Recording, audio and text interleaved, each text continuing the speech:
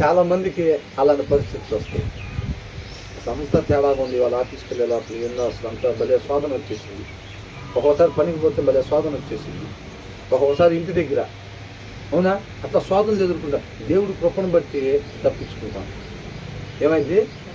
మన జ్ఞానాన్ని బట్టి ఏముండదు. మన జ్ఞానం బట్టి అంటే దావీదు లెక్కన ఉంటుంది వ్యవహారం. అవునా? దావీదు ఏం చేశాడు? వాక్యం లేదు అక్కడ. ఏం పని చేసింది? శరీరం నడిపింపు పని చేసింది. శరీరాన్ని అనుసరించుకుంటూ వెళ్ళిపోయాడు. శరీరాన్ని అనుసరించుకుంటా వెళ్ళిపోయాడు అంతే. కాబట్టి అలాంటి పరిస్థితులు వస్తాయి. మన శోధనను జయించాలంటే మనం ఏం చేయాలి? వాక్యం ఉండాలి. వాక్యం ఎప్పుడైతే ఉంటే అప్పుడు శోధన వచ్చినప్పుడు మనం సువర్ణంగా మార్చబడతాం అన్నమాట. కాబట్టి నా కాలు జారినని నేను అనుకోనగా, అంటే దావీదు కూడా అలాంటి పరిస్థితుల్లోకి వెళ్ళాడు. ఆయన మాత్రం మనిషి కదా. ఎంత చక్కగా రాపించారో చూడండి పరిస్థితులను బట్టి. అంటే మన ఆలోచన తేడా పడుతుంది. ఏంటో ఇబ్బంది పడుతున్నాం. శరీర కోరికలు కొంచెం జయించేటట్టుని అంటే ఏమవుతుంది? ఇప్పుడు దీపం ఉందండి. దీపం మినుగు అనేది ఎప్పుడు ఇక నూనె అంత పోతుంటే దానికి మినుగుగా అంటూ ఉంటుంది అనమాట. అయినా సరే ఎమ్మటే ఈ లోపల అది మినుగుగా అని అంటుంటే ఎమ్మటే దాంట్లో కొద్దిగా తీసుకెళ్ళి నూనె పోసుకోలేదు అనుకోని ఏమైంది? అది ఆరిపోయి.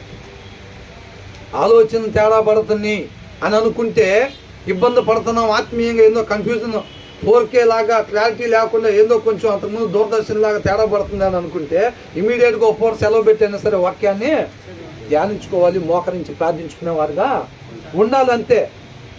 ఏం కాదులే అని చెప్పి వెళ్ళిపోయామనుకోండి ఏమైంది? పడిపోయింది తేడా అంతే. ఆరిపోయింది దీపం అంతే. నా దీపము యేసయ్యా నీవు. తర్వాత సుడిగాలిలోనైనా జడివానలోనైనా ఆరిపోదులే నీవు వెలిగించిన దీపము. హల్లెలూయా. ఎందుకని ఆరిపోదు? ఆ వాక్యం ఉంటే. అవునా? సుడిగాలి వచ్చింది, జడివానలు వస్తాయి, అయినా సరే ఆయన వాక్యం ఉంటేమి ఆరిపోదు.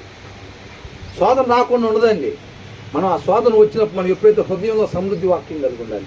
సమృద్ధిగా వాక్యాన్ని ఎల్లప్పుడూ మనం కలిగి ఉండాలి. వాక్యం లేకుండా మనం ఏమీ సాధించలేము. తర్వాత ఏమంటున్నాడు? నా కాలు జారినని నేను అనుకునగా యెహోవా నీ కృప నన్ను బలపరుచుతున్నది అన్నాడు. తర్వాత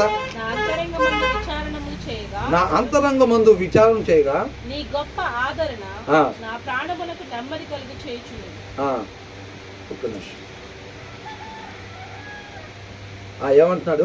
వెన్ యాంగ్జైటీ ఆందోళన, when anxiety was great with in me అని అంటారు.